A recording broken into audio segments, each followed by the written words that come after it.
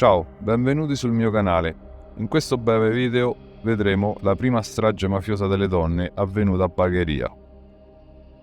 Il 23 novembre 1989 segna una data storica nella guerra di mafia italiana, poiché in quell'occasione un comando armato di Cosa Nostra uccide 3 donne, rompendo il tradizionale codice d'onore mafioso che proibiva il coinvolgimento delle donne nei conflitti tra i clan.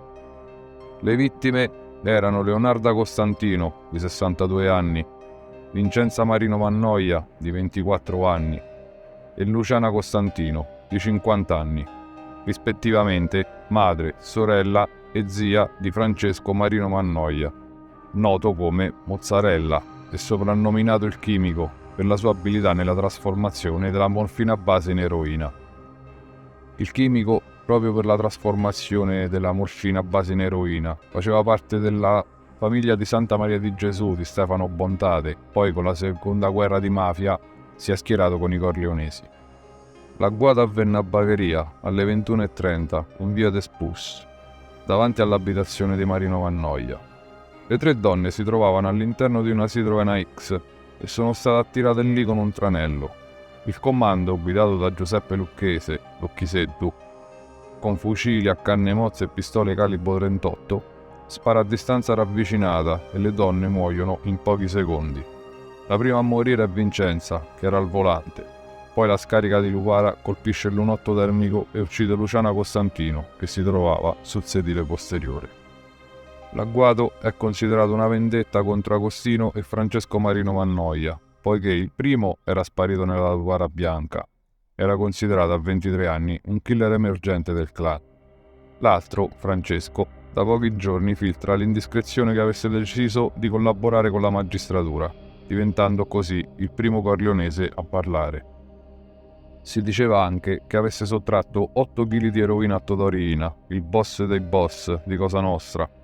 Mozzarella era un infiltrato tra gli imputati del maxi processo palermitano e, dopo la scomparsa del fratello Agostino, aveva deciso di collaborare con la giustizia per evitare di subire la stessa sorte.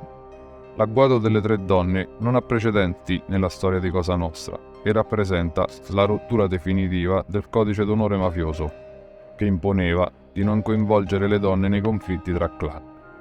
L'evento sconvolge l'opinione pubblica e dimostra che la ferocia della mafia non conosce limiti.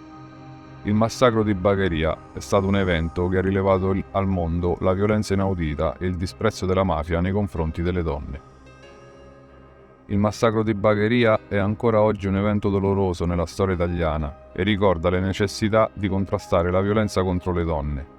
La giornata internazionale per l'eliminazione della violenza contro le donne, istituita dalle Nazioni Unite nel 1999, ricorda che la violenza sulle donne è ancora una triste realtà nel mondo.